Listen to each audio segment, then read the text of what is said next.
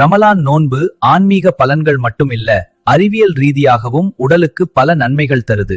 நோன்பு இருக்கும்போது உடம்புக்குள் என்ன நடக்குது என்பதை இப்போ அறிந்து கொள்வோமா? நான் தான் உங்கள் மூளை. நோன்பு இருக்கும்போது உடம்பு ஆட்டோபேஜி ஆரம்பிக்குது. பழைய சேதமான செல்ஸ் கிளீன் ஆகுது, கான்சென்ட்ரேஷன் கூடுது, மன அமைதி கிடைக்குது. சுப்ஹான் அல்லாஹ், நான் ரிஃப்ரெஷ் ஆகுறேன். நான் தான் உங்கள் இதயம். நோன்பு இருக்கிறதுல ஃபேட் எனர்ஜியா பர்ன் ஆகுது, பிளட் வெசல்ஸ் கிளியர் ஆகுது, கொலஸ்ட்ரால் குறையுது, பிளட் பிரஷர் பேலன்ஸ் ஆகுது. ஒவ்வொரு துடிப்பும் இப்போ நல்ல வேலை செய்யுது. நன்றி நோன்புக்கு.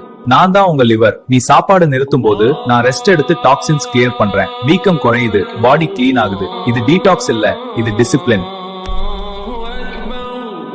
நான் தான் உங்கள் pancreas. ஃபாஸ்டிங்ல இன்சுலின் லெவல் ஸ்டெபிலைஸ் ஆகுது, பிளட் சுகர் கண்ட்ரோல் ஆகுது, டயபெட்டிஸ் ரிஸ்க் குறையுது, பாடி எனர்ஜி பேலன்ஸ் ஆகுது. பேலன்ஸ் தான் ஹெல்த்.